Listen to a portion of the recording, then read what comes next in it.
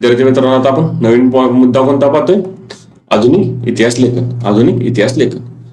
आधुनिक इतिहास लेखनाच्या पद्धतीचे 4 प्रमुख वैशिष्ट्ये सांगितली जातात. आधुनिक इतिहास लेखनाचे किती वैशिष्ट्य सांगितले जातात? प्रमुख 4 पद्धती. म्हणजे आधुनिक इतिहास लेखनाच्या ज्या पद्धती आहेत त्याचे प्रमुख 4 वैशिष्ट्ये सांगितली जातात. पहिलं, ही पद्धत शास्त्रशुद्ध आहे. तिची सुरुवात योग्य प्रश्नांची मांडणी करण्यापासून होते. ही पद्धत कशी आहे? शास्त्रशुद्ध आहे, म्हणजे सायंटिफिक. ही पद्धत सायंटिफिक आहे आणि त्याची सुरुवात कशी? योग्य प्रश्नांची मांडणी करण्यापासून होते. योग्य प्रश्नांची मांडणी करण्यापासून होते. 2, हे प्रश्न मानव केंद्रित असतात. म्हणजेच ते भूतकाळातील विविध मानवी समाजाच्या सदस्यांनी विशिष्ट कालावधीत केलेल्या कृती संबंधी असतात. इतिहासात त्या कृतींचा संबंध दैवी घटना किंवा देवदेवतांच्या कथा कहाण्यांशी जोडण्याचा प्रयत्न केला जात नाही. हे जे प्रश्न असतात, आपण काय पहिल्या मुद्द्यात, हे जे शास्त्रशुद्ध पद्धत आहे त्याची सुरुवात कशी होत्या? योग्य प्रश्नांच्या मांडणीपासून. योग्य प्रश्नांच्या मांडणीपासून. हे प्रश्न कसे? मानव केंद्रित असतात. म्हणजेच ते भूतकाळातील विविध मानवी समाजाच्या सदस्यांनी विशिष्ट कालावधीत केलेल्या कृती संबंधी असतात. विशिष्ट कालावधीत केलेल्या कृती संबंधी असतात. आणि इतिहासाच्या या कृतीचा संबंध कसं? दैवी घटना किंवा देवदेवतांच्या कथा कहाण्यांशी जोडण्याचा प्रयत्न केला जात नाही. म्हणजे ही जी पद्धत असते ह्यामध्ये सायंटिफिक गोष्टींचा जास्त यूज केला जातो. यामध्ये देवदेवता किंवा देवासंबंधी घटनांशी हे जे प्रश्नातून जे उत्तर उकलतात त्यांचा संबंध जोडण्याचा प्रयत्न केला जात नाही. हे प्रश्न कसे असतात? मानव केंद्रित प्रश्न असतात. मानव केंद्रित. ओके. तिसरा मुद्दा, या प्रश्नांच्या इतिहासातील उत्तरांना विश्वासार्ह पुराव्यांचा आधार असतो. त्यामुळे इतिहासाची मांडणी तर्कसुसंगत असते. हे जे आपण प्रश्न मांडले ते या प्रश्नांच्या इतिहासातील उत्तरांना असे विश्वासार्ह पुराव्यांचा आधार असतो. त्यामुळे इतिहासाची मांडणी तर्कसुसंगत असते. कशी असते? तर्कसुसंगत असते. मानवजातीने भूतकाळात केलेल्या कृतींच्या आधारे मानवजातीच्या वाटचालीचा वेध इतिहासात घेतला जातो. काय केले? मानवजातीने भूतकाळात केलेल्या कृतींच्या आधारे मानवजातीच्या वाटचालीचा वेध इतिहासात घेतला जातो. म्हणजे मानवाने ज्या भूतकाळात कृती केलेल्या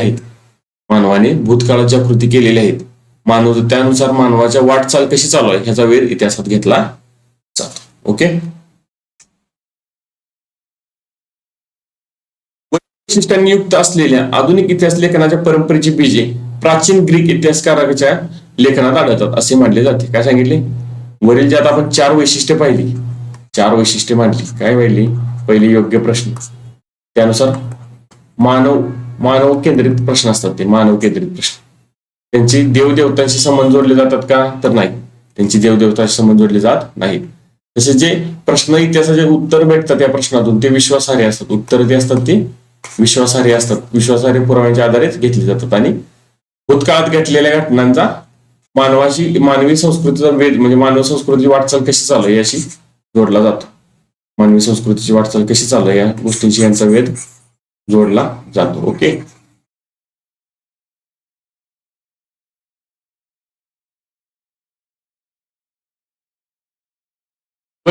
युक्त असलेला आधुनिक इतिहास लेखनाच्या परंपरेची बीजे कशी?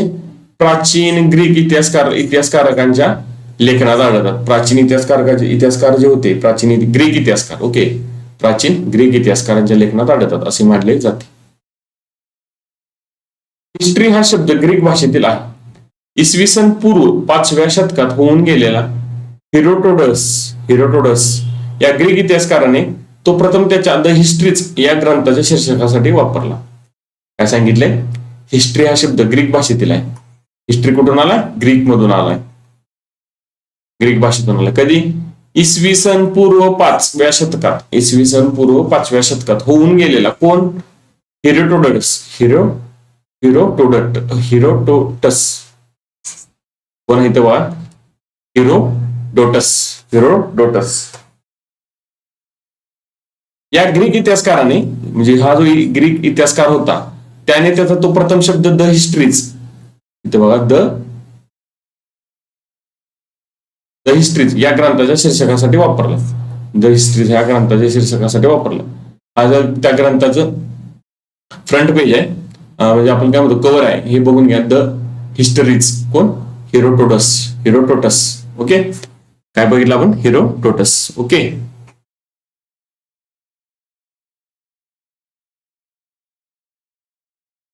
आता पुढील मुद्दा आपण पाहणार आहे, युरोपमधील वैज्ञानिक दृष्टिकोनाचा विकास आणि इतिहास लेखन. कोणता मुद्दा पाहतोय आता आपण नवीन? युरोपमधील वैज्ञानिक दृष्टिकोनाचा विकास आणि इतिहास लेखन. इसवी सनाच्या 18व्या शतकाच्या काळापर्यंत युरोपमध्ये तत्वज्ञान आणि विज्ञान या क्षेत्रामध्ये लक्षणीय प्रगती झाली होती. काय सांगितले? 18व्या शतकाच्या काळापर्यंत, 18th सेंचुरी पर्यंत. ओके, 18व्या शतकाच्या काळापर्यंत युरोपमध्ये कसं तत्वज्ञान आणि विज्ञान या क्षेत्रामध्ये कशी लक्षणीय प्रगती झालेली आहे. विज्ञान आणि तंत्रज्ञान या क्षेत्रामध्ये लक्षणीय प्रगती झालेली आहे. वैज्ञानिक पद्धतीचा उपयोग करून सामाजिक आणि ऐतिहासिक वास्तवाचाही अभ्यास करता येणे शक्य आहे, असा विश्वास विचारवंतांना वाटू लागला. काय सांगितलं? वैज्ञानिक पद्धतीचा उपयोग करून सामाजिक आणि ऐतिहासिक वास्तवांचाही अभ्यास करता येणे शक्य आहे, असे विश्वास विचारवंतांना वाटू लागलेले आहेत. असे विश्वास विचारवंतांना त्या काळी वाटू लागलेले होते. पुढील काळात युरोप, अमेरिकेमध्ये इतिहास आणि इतिहास लेखन या विषयासंबंधी खूप विचारमंथन झाले. इतिहास लेखनामध्ये वस्तुनिष्ठतेला महत्व येत गेले. पुढील काळात काय काय झाले? युरोप आणि अमेरिकेमध्ये इतिहास आणि इतिहास लेखन या विषयांसंबंधी खूप विचारमंथन झालेलं आहे. या विषयांसंबंधी खूप विचारमंथन झालेलं आहे आणि इतिहास लेखनामध्ये वस्तुनिष्ठतेला महत्व येत गेलेलं आहे. इतिहास लेखनामध्ये कोणत्या गोष्टीला महत्व येत गेलेलं आहे? तर वस्तुनिष्ठतेला. आणि या इतिहास आणि इतिहास लेखनासंबंधी खूप विचारमंथन कुठे झालेला? युरोप आणि अमेरिकेमध्ये त्या काळात झालेला आहे. आणि वैज्ञानिक पद्धतीचा उपयोग करून सामाजिक ऐतिहासिक वास्तवाचाही अभ्यास करता येतो, असं विश्वास विचारवंतांना त्या काळातील वाटू लागलेला आहे.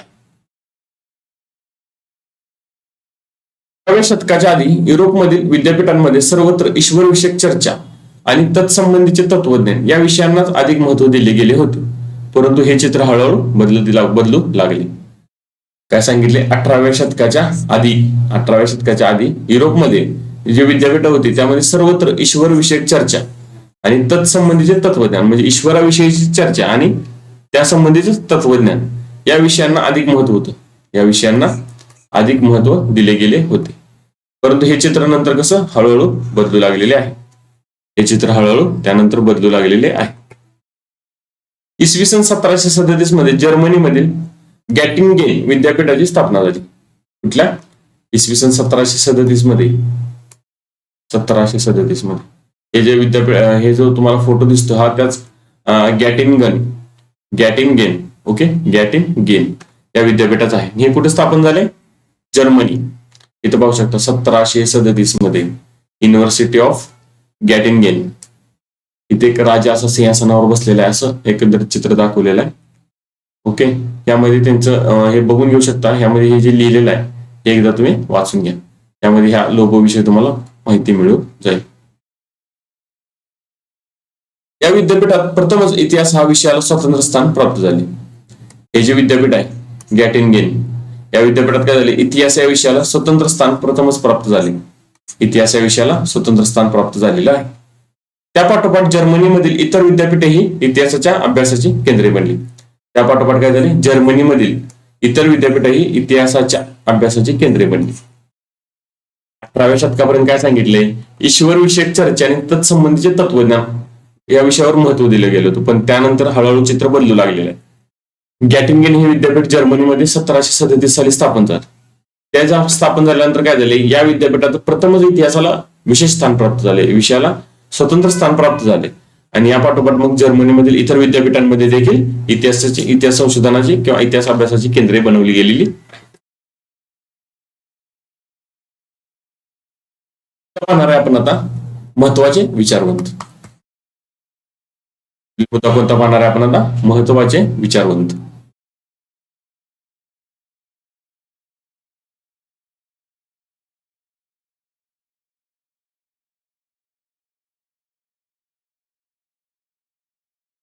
नवीन मुद्दा आपण कोणता पाहतोय? इतिहास, महत्वाचे विचारवंत. महत्वाचे विचारवंत. ओके. इतिहास लेखनाचे शास्त्र विकसित होण्यात अनेक विचारवंतांचा हातभार लागला. त्यातील काही महत्वाच्या विचारवंतांची आपण माहिती घ्यायची. काय सांगितलेलं? इतिहास लेखनाचं जे शास्त्र आहे ते विकसित होण्यात अनेक विचारवंतांचा हातभार लागला. अनेक विचारवंतांचा हातभार या ठिकाणी लागलेला आहे. ओके. त्यामध्ये आता काय करणार आहे आपण? त्यातील काही महत्वाचे जे विचारवंत आहेत, काही महत्वाचे जे विचारवंत आहेत त्यांची आपण आज या ठिकाणी माहिती घेणार आहे. पहिले विचारवंत आहेत रेने देकार्ते. पहिले कोण आहेत? रेने देकार्ते. 1596 ते 1650 असं त्यांचा एकंदरीत लाईफ स्पॅन आहे. किती? 1596 ते 1650. इतिहास लेखनासाठी वापरल्या जाणाऱ्या ऐतिहासिक साधनांची, विशेषतः कागदपत्रांची विश्वासार्हता तपासून घेणे आवश्यक आहे असे मत आग्रहाने मांडले जाते. यांनी काय केलेलं आहे? इतिहास लेखनासाठी वापरल्या जाणाऱ्या ऐतिहासिक साधनांची, विशेषतः त्यात कोणतं ऐतिहासिक साधनं जी वापरली जातात इतिहास लेखनासाठी, त्यात पण विशेषतः काय? त्यांची जी कागदपत्रांची विश्वासार्हता तपासून घेणे आवश्यक आहे असे मत आग्रहाने मांडले. त्यांनी काय मत मांडले? कागदपत्राची विश्वासार्हता तपासून घेणे हे त्यांनी महत्वाचे असं मत त्यांनी तिथं मांडलेलं आहे. त्यामध्ये रेने देकार्ते हा फ्रेंच तत्वज्ञ अग्रभागी होता. त्याने लिहिलेल्या डिस्कोर्स ऑन द मेथड या ग्रंथातील एक नियम शास्त्रशुद्ध संशोधनाचे दृष्टीने फार महत्वाचा मानला जातो. एक मिनिट, इथं थोडं जरा चेंज करायचं आपल्याला.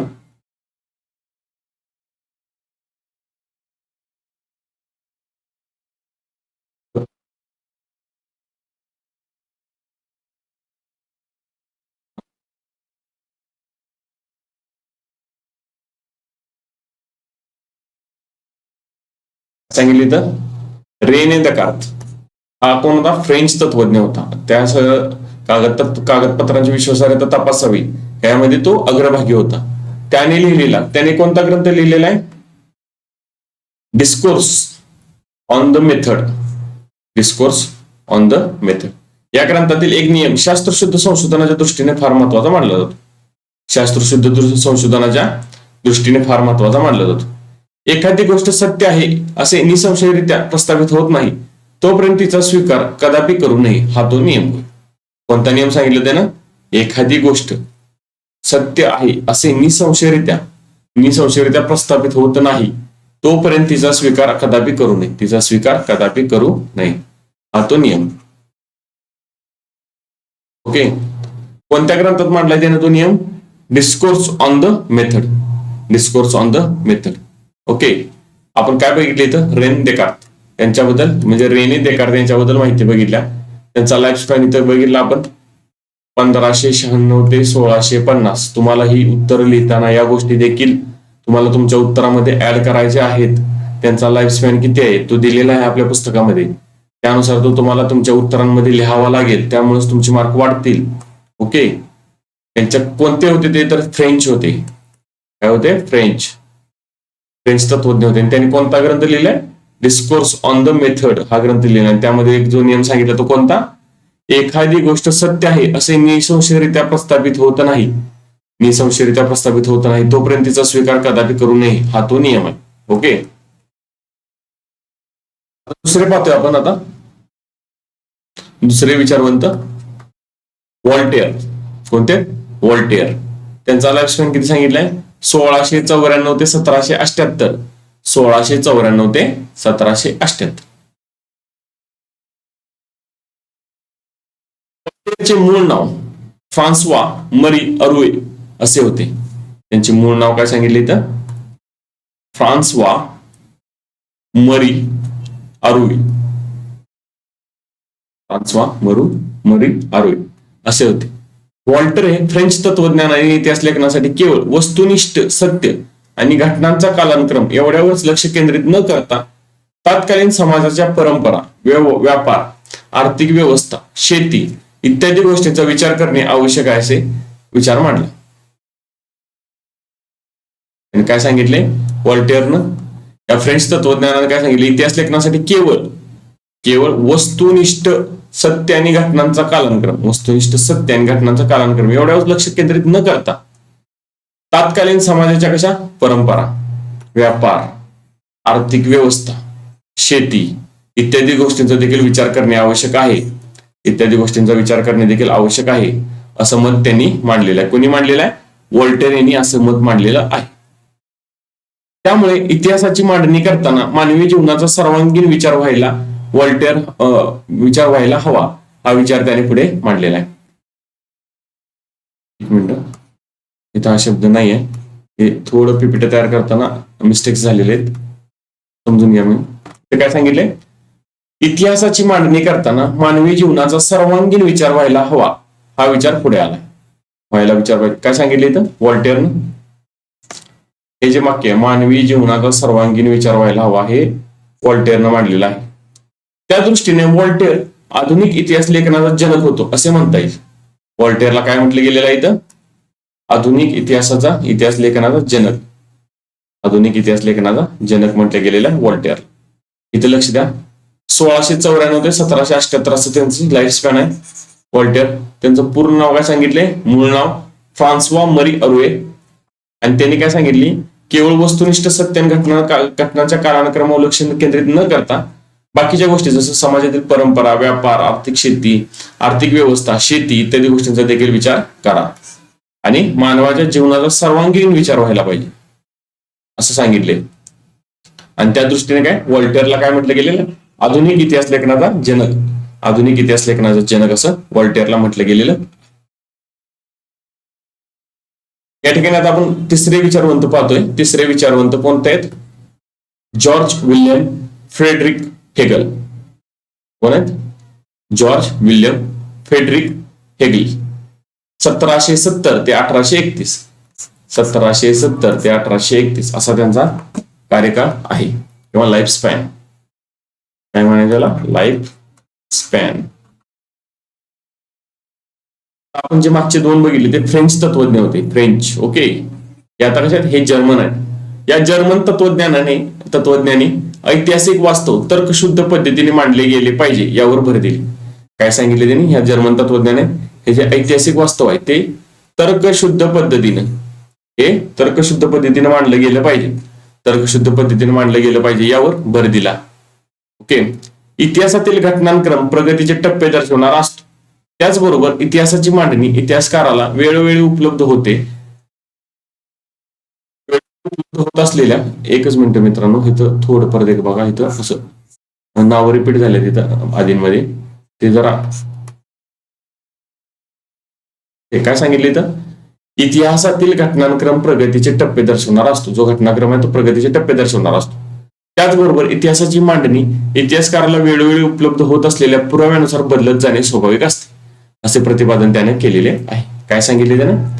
इतिहासातील जे घटनाक्रम आहेत ते प्रगतीचे टप्पे दर्शवतात आणि त्याचबरोबर इतिहासाची जी मांडणी आहे ती इतिहासकाराला वेळोवेळी उपलब्ध होत असलेल्या पुराव्यानुसार बदलत जाते आणि ती स्वाभाविक आहे. म्हणजे वेळोवेळी उपलब्ध होणाऱ्या पुराव्यानुसार ती बदलणे ही स्वाभाविक आहे असं प्रतिपादन त्याने केलेलं आहे. त्याच्या विवेचनामुळे इतिहासाच्या अभ्यास पद्धतीत विज्ञानाच्या पद्धतीपेक्षा वेगळ्या असल्या तरी त्या कमी प्रतीच्या नाहीत असे अनेक तत्वज्ञांची खात्री पटली.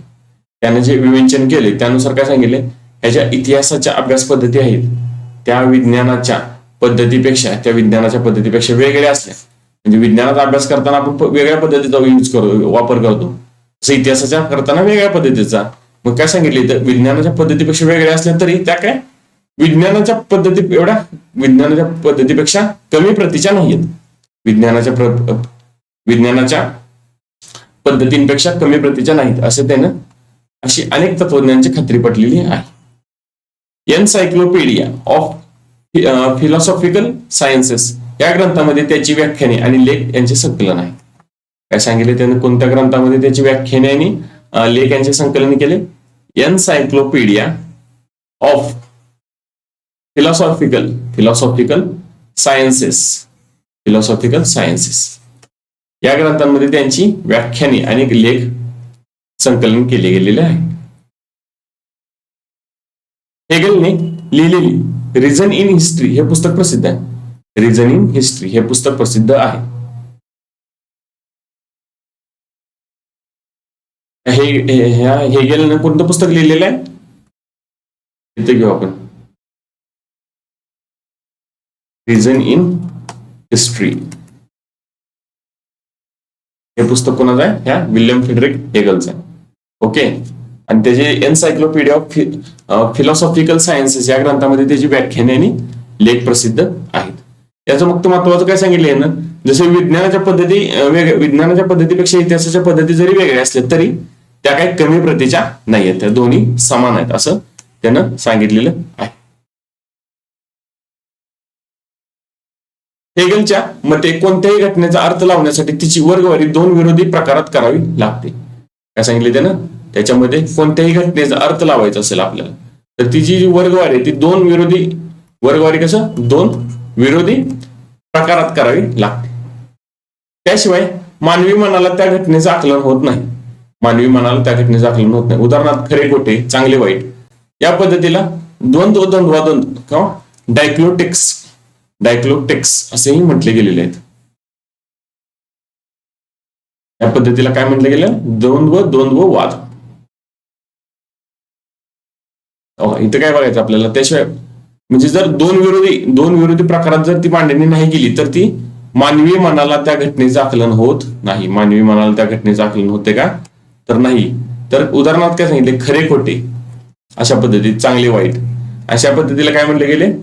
द्वंद्ववाद आणि डायलोटिक्स असं म्हटलं गेलेलं आहे. या डायलोटिक्स असं म्हटलं गेलेलं.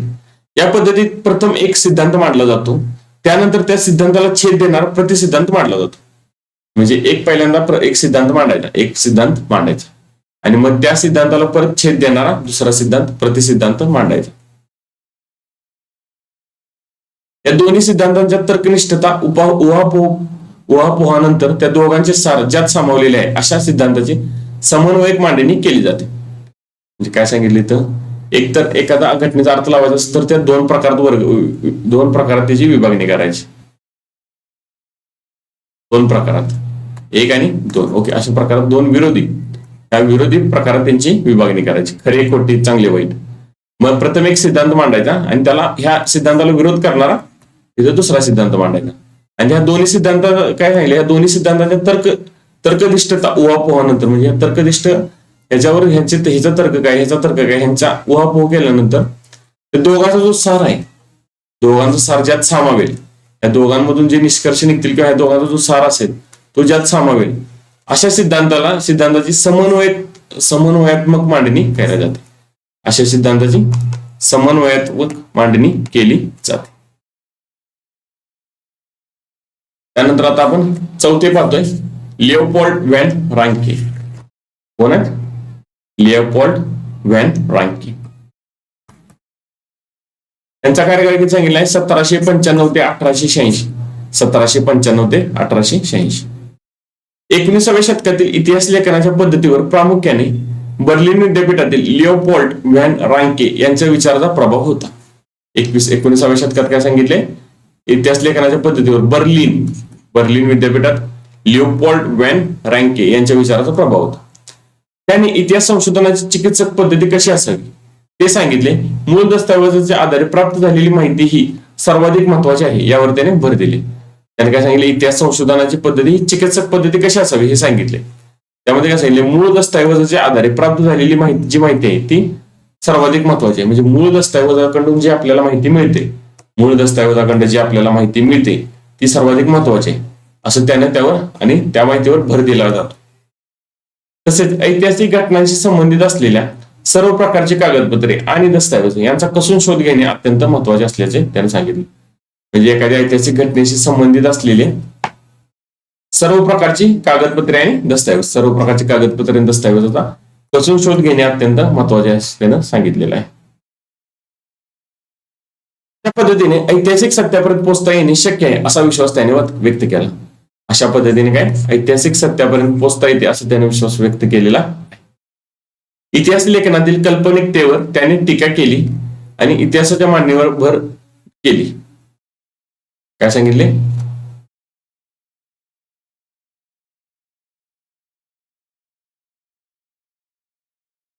इतिहास लेखनातील कल्पनिकतेवर त्यानं टीका केली आणि इतिहासाच्या कल्पनिकतेवर त्याने टीका केली आणि इतिहासाच्या मांडणीवर भर दिलेला आहे त्याने. ओके, त्याने एक मिनिट विद्यार्थ्यांना, इथं थोडं मिस हे झालेलं आहे. आपण इथं तुम्हाला थोडक्यात मी करेक्ट करून सांगतो. काय सांगितलं त्यानं? इथं इतिहास लेखनातील कल्पनिकतेवर त्याने टीका केली आणि त्याने जागतिक इतिहासाच्या मांडणीवर भर दिलेला आहे. काय केलं? इतिहास लेखनातील कल्पनिकतेवर त्याने टीका केली आणि त्याने काय केलं? जागतिक इतिहासाच्या मांडणीवर भर दिलेला आहे. साईडला घेतो इथं. त्याने काय केलंय? जागतिक इतिहासाच्या म्हणजे त्यानं जागतिक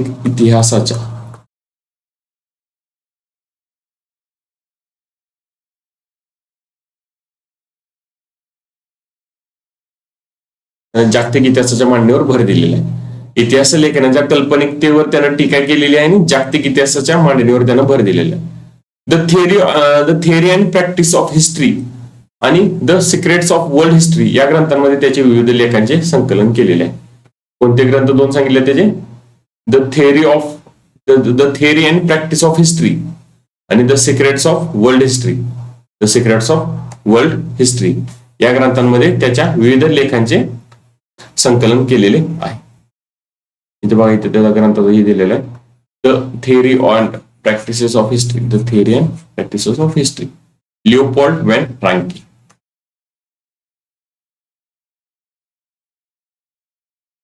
आपण आता पुढील विचारावरून पाहतोय कार्ल मार्क्स. यांचा कार्यकाळ किती? 1818 ते 1883. 1818 ते 1883. 19व्या शतकाच्या उत्तरार्धात कार्ल मार्क्स यांनी मांडलेल्या सिद्धांतामुळे इतिहासाच्या दृष्टिकोनात महत्वाचे बदल घडवून आणणारी वैचारिक प्रणाली अस्तित्वात आली. 19व्या शतकाच्या उत्तरार्धात काय झाले? कार्ल मार्क्स यांनी मांडलेल्या सिद्धांतामुळे इतिहासाच्या दृष्टिकोनात महत्वाचा बदल घडवून आणणारी वैचारिक प्रणाली अस्तित्वात आलेली आहे. इतिहासाच्या अमूर्त कल्पनांना नसून जिवंत माणसाचा असतो. इतिहास अमूर्त कल्पनांचा नसून जिवंत माणसाचा असतो. माणसामधील नातेसंबंध त्यांच्या मूलभूत गरजा भागवण्यासाठी उपलब्ध असलेल्या उत्पादन साधनांच्या स्वरूपावर व मालकीवर अवलंबून असतात. इतिहास अमूर्त कल्पनांचा नसून तो जिवंत माणसांचा असतो. माणसामधील नातेसंबंध त्यांच्या मूलभूत गरजा भागवण्यासाठी उपलब्ध असलेल्या उत्पादन साधनांच्या स्वरूपावर व मालकीवर अवलंबून असतात. म्हणजे त्यांच्यातील नातेसंबंध कसे? मूलभूत गरजा भागवण्यासाठी उपलब्ध असलेले उत्पादन आणि त्याच्या उत्पादन साधनाच्या स्वरूपावर आणि मालकीवर अवलंबून असतात. वेगवेगळ्या घटकांना ही साधने समप्रमाणात उपलब्ध होत नाहीत. त्यातून समाजाची वर्गवारी आधारित विषम विभागणी होऊन वर्ग संघर्ष निर्माण होतो. म्हणजे ही साधने जी आहेत, घटक ही साधने सगळ्यांना समप्रमाणात उपलब्ध होतात का? तर नाही. मग त्यातूनच समाजाची वर्गवारी आधारित विषम विभागणी होते. वर्गवारी आधारित विषम विभागणी होऊन काय होतं? वर्ग संघर्ष इथं चालू होतो. मानवी इतिहास हा वर्ग संघर्षाचा इतिहास असून ज्या वर्गाच्या ताब्यात उत्पादन साधने असतात तो इतर वर्गाचा आर्थिक शोषण करतो अशी मांडणी केली जाते. म्हणजे ज्याच्याकडे ज्या वर्गाच्या ताब्यात उत्पादनाची साधने तो इतर वर्गाचा आर्थिक शोषण करतो. त्याचा दास कॅपिटल हा ग्रंथ जगप्रसिद्ध आहे. कार्ल मार्क्सचा कोणता? दास कॅपिटल हा ग्रंथ जगप्रसिद्ध आहे. कार्ल मार्क्स यांचा लाईफ स्पॅन किती? 1818 ते 1883. आता ॲनल्स प्रणाली. 20व्या शतकाच्या सुरुवातीस फ्रान्समध्ये ॲनल्स नावाची ओळखली जाणारी इतिहास लेखनाची प्रणाली उदयास आली. कोणते? ॲनल्स नावाने. कुठं आल्या? फ्रान्समध्ये.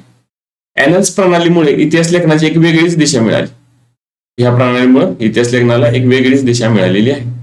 इतिहासाचा अभ्यास फक्त राजकीय घडामोडी, राजे, महान नेते आणि त्यांच्या अनुषंगाने राजकारण, मुत्सद्देगिरी, युद्धे यांच्यावर केंद्रित न करता तत्कालीन हवामान, स्थानिक लोक, शेती, व्यापार, तंत्रज्ञान, दळणवळण, संपर्काची साधने, सामाजिक विभागणी, समूहाची मानसिकता यांसारख्या विषयांचा अभ्यास करण्याचे महत्व मानले जाऊ लागले.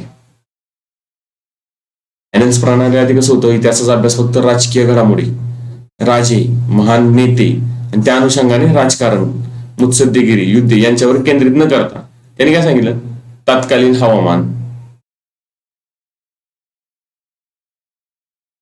स्थानिक लोक, त्यांची शेती कशी होती, व्यापार कसा होता, त्यावेळेचं तंत्रज्ञान काय होतं का, दळणवळण कसं होतं, संपर्क कसा चालायचा त्यावेळी, समाजाची विभागणी कशी झाली होती किंवा समाजाची मानसिकता कशी होती, यांसारख्या विषयाचा अभ्यास करणे ही महत्वाचं आहे असं या ॲन्युअल्स प्रणालीमध्ये सांगितलेलं आहे. ॲन्युअल्स प्रणाली सुरू करण्याची आणि तिचा विकास करण्याचे श्रेय फ्रेंच इतिहासकारांना दिले जाते. ही जी प्रणाली आहे तिचं श्रेय कोणाला दिलं जातं, फ्रेंच इतिहासकारांना दिलं जातं. त्यांनी ही प्रणाली सुरू केलं असं मानलं जातं. आता पुढील मुद्दा पाहणार आहे आपण, स्त्रीवादी इतिहास लेखन.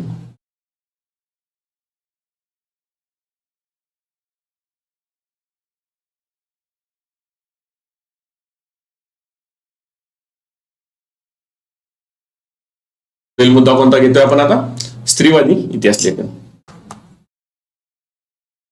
स्त्रीवादी इतिहास लेखन म्हणजे स्त्रियांच्या दृष्टिकोनातून केलेली इतिहासाची पुनर्रचना. स्त्रीवादी इतिहास लेखन म्हणजे काय, स्त्रियांच्या दृष्टिकोनातून केलेली इतिहासाची पुनर्रचना.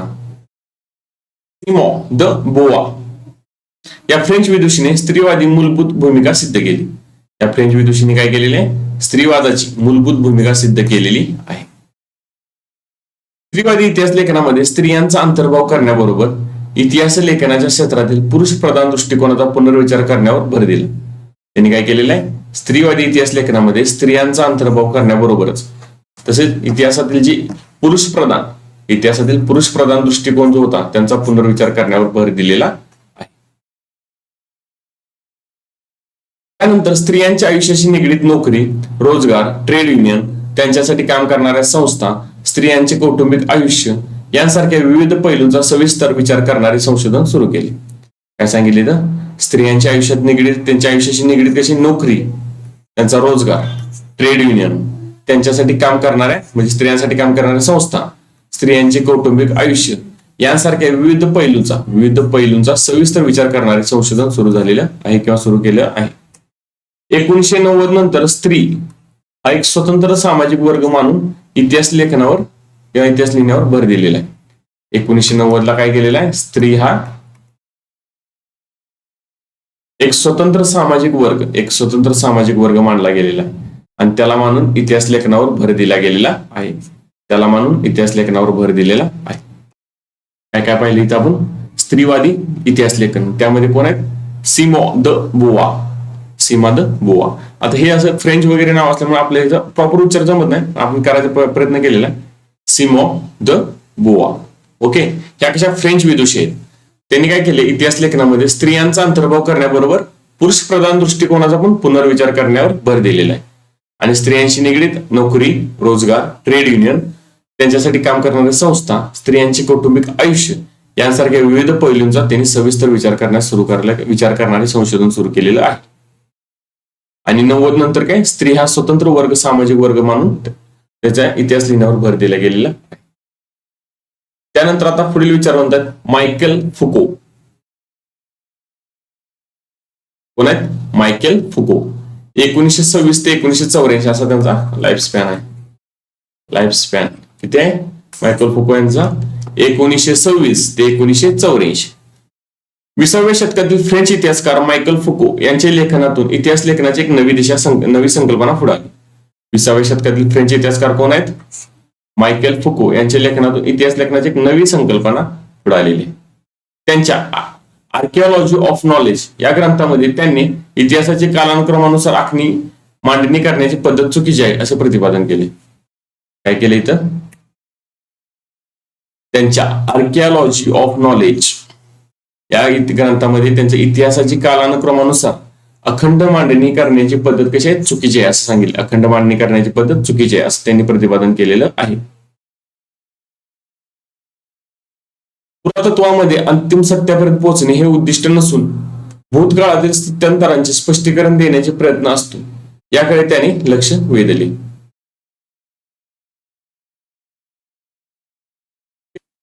काय सांगितले? पुरातत्वामध्ये त्यांनी अंतिम सत्यापर्यंत पोहोचणे हे उद्दिष्ट नाही. अंतिम सत्यापर्यंत पोहोचणे हे उद्दिष्ट नसून भूतकाळातील स्थित्यंतरांचे स्पष्टीकरण देण्याचे प्रयत्न असतो. भूतकाळातील स्थित्यंतरांचे स्पष्टीकरण देण्याचा प्रयत्न असतो याकडे त्याने लक्ष वेधलेले आहे. फुको यांनी इतिहासातील स्थित्यंतरांचे स्पष्टीकरण देण्यावर भर दिले.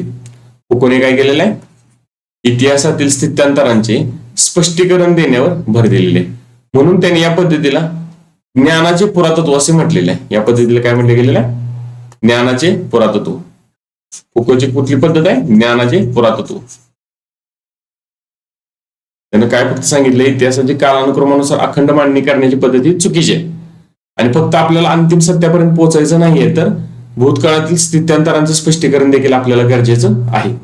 आणि त्यानं इतिहासातील स्थित्यंतरांचे स्पष्टीकरण देण्यावर भर दिला आणि या पद्धतीला काय म्हटलं गेलेलं? ज्ञानाचे पुरातत्व असं म्हटलं गेलेलं आहे.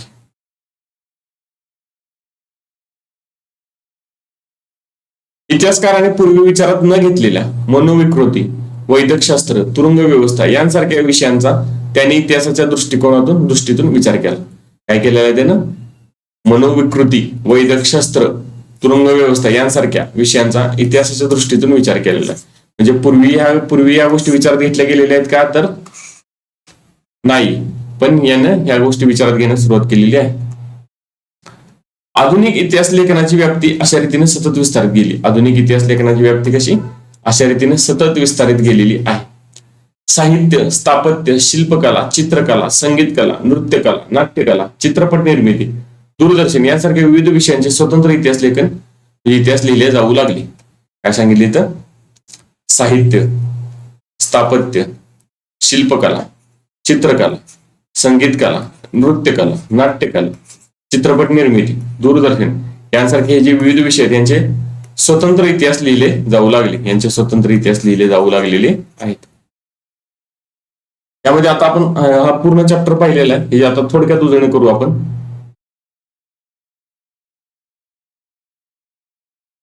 त्यामध्ये आपण बघितलं इतिहास लेखनाची परंपरा, आधुनिक इतिहास लेखन, युरोपमधील वैज्ञानिक दृष्टिकोनाचा विकास आणि लेखन आणि महत्वाचे विचारवंत. यामध्ये वैज्ञानिक पद्धती कशा असतात आणि ऐतिहासिक पद्धती कशा आहेत.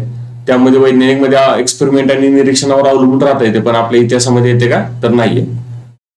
तसेच कोणत्या गोष्टी त्या काळी इतिहासकारांनी महत्वाच्या इतिहास सांगितलेले आहेत. इतिहास संशोधन पद्धती सांगितलेल्या तिथं. पुरातत्वशास्त्र, हस्तलिखित अभ्यास, नाणकशास्त्र यासारख्या. इतिहास लेखनाची परंपरा, इतिहासकार कोणाला म्हणायचं, या सर्व गोष्टी आपण इथं पाहिलेल्या आहेत. त्यानंतर इथं तुम्ही बघू शकता सर्वाधिक प्राचीन शिलालेख सुमारे 4500 वर्षापूर्वीचा सुमेरमधील दोन राज्यातील संघर्षाची कहाणी नोंदवणार आहे. आणि कुठे तो? फ्रान्समधील लुरू या जगप्रसिद्ध संग्रहालयात ठेवलेला आहे. आणि लिखित ऐतिहासिक घटनांची नोंद करण्याची सुरुवात कुठून झालेली आहे? सुमेर संस्कृतीमधून झाली आहे. मेसोपोटेमियातील सुमेर. आधुनिक इतिहास लेखनाच्या वैशिष्ट्य पाहिले आपण. त्यानंतर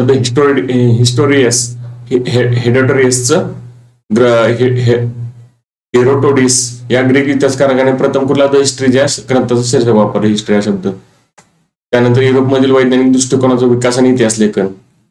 त्यानंतर ही गॅटिंगेन विद्यापीठाचं बघितलं, तिथे इतिहासाचा स्वतंत्र अभ्यास प्राप्त चालू झालेलं स्थान. René Descartes, Voltaire, George William Friedrich Hegel, Leopold von Ranke, Karl Marx, Annales प्रणाली, स्त्रीवादी इतिहास लेखन, मायकल फुको यांसारख्या गोष्टी आपण या ठिकाणी पाहिलेल्या आहेत. तर आता आपण या ठिकाणी थांबूया. या ठिकाणी आपला पहिला चॅप्टर या ठिकाणी संपलेला आहे. ओके, धन्यवाद.